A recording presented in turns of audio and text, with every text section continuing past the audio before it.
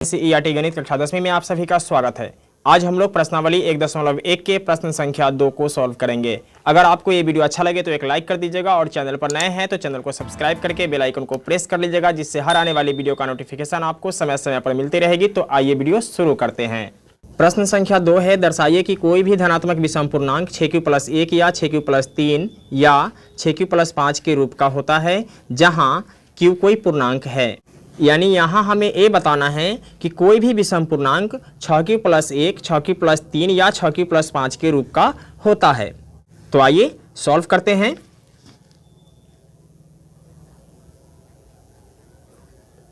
लिखेंगे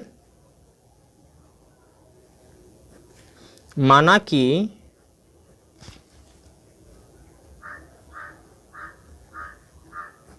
विषम पूर्णांक बराबर a है। तो जब विषम पूर्णांक a होगा तो इसका भाजक क्या है? इसका भाजक तो 6 है और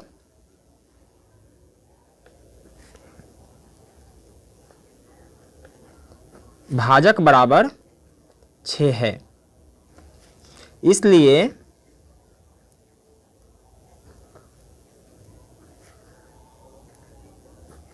यूक्लिड विभाजन प्रमेयिका से यूक्लिड विभाजन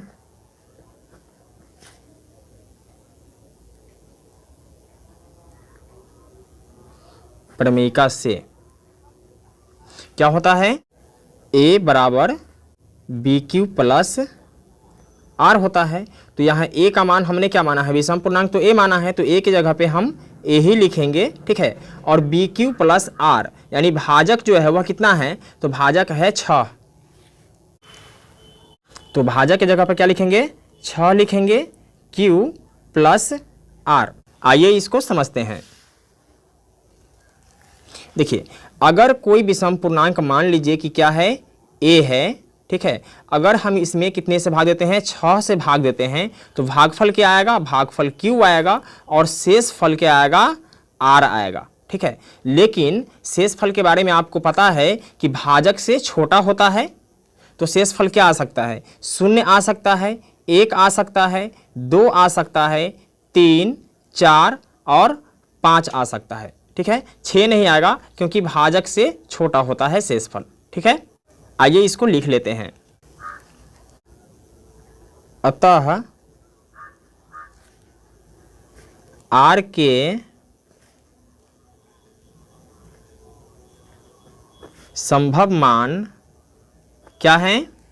R बराबर 0, 1, 2, 3, 4 और 5। तब a बराबर क्या होगा? a बराबर होगा BQ यानी 6Q प्लस R का मान क्या हो जाएगा? 0। क्या होगा? 0 यानी फाइनल a हो जाएगा मेरे पास 6Q, ठीक है। इसके बाद a बराबर 6Q प्लस R का मान क्या हो जाएगा? 1 हो जाएगा, ठीक है। इसके बाद a बराबर 6Q प्लस R का मान क्या हो जाएगा? 2 हो जाएगा। इसके बाद a बराबर 6Q प्लस R का मान क्या होगा? 3 होगा। इसके बाद a बराबर 6Q प्लस R का मान क्या हो जाएगा? 4 हो जाएगा। और a बराबर 6Q प्लस 5, ठीक है। तो यहाँ हमें विषम पूर्णांक दिखाना है। तो विषम पूर्णांक दिखाने से पहले हमें सम पूर्णांक को अलग करना होगा और विषम पूर्णांक को अलग करना होगा। तो सम पूर्णांक वही संख्या होता है जिस संख्या में 2 से भाग लग जाता है। तो आइए भाग देते हैं। अगर हम इसमें 2 से भाग देते हैं तो 2 तिया 6, तो ये क्या आ जाएगा? 3Q आ जाएगा, ठीक है। इसके बाद इसमें 2 कॉमन नहीं है क्योंकि 2 से a कटता है तो a नहीं कट रहा है, ठीक है। इसके बाद हम इसमें आएंगे तो इसमें 2 कॉमन ले लेते हैं, तो 3Q प्लस 1/2, ठीक है। तो ये 2 से कट गया। इसके बाद ये नहीं कटेगा क्योंकि इसमें 2 कॉमन नहीं है, ठीक है। इसके बाद हम इसमें कॉमन लेते हैं, तो इसमें अगर हम 2 कॉमन लेते हैं तो क्या बचेगा? 3Q प्लस 2 दूनी 4, 2 से भाग देंगे तो 2 से 2 कैंसिल हो जाएगा। यानी जो कट गया है वह क्या है? सम है। यानी ए जो है यह क्या है? सम है, ए भी सम है, ठीक है, ए भी सम है। और जो नहीं कटा है वो क्या है, ए वाला संख्या क्या है, विषम संख्या है, ए वाला भी विषम संख्या है और ए वाला भी संख्या विषम संख्या है, ठीक है। इसके बाद लिख लेते हैं,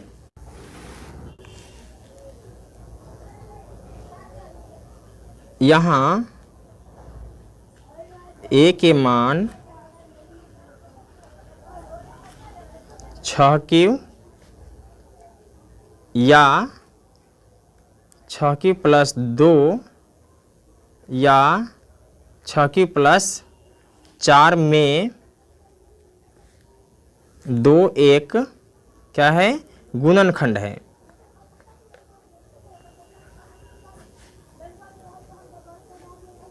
जबकि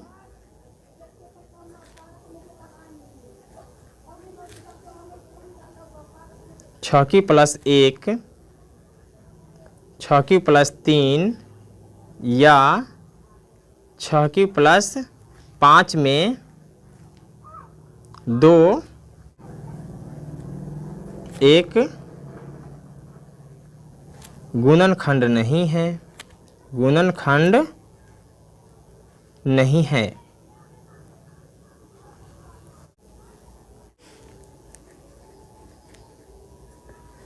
अतः 6q + 1, 6q + 3, 6q + 5 एक क्या है, विषम पूर्णांक है, विषम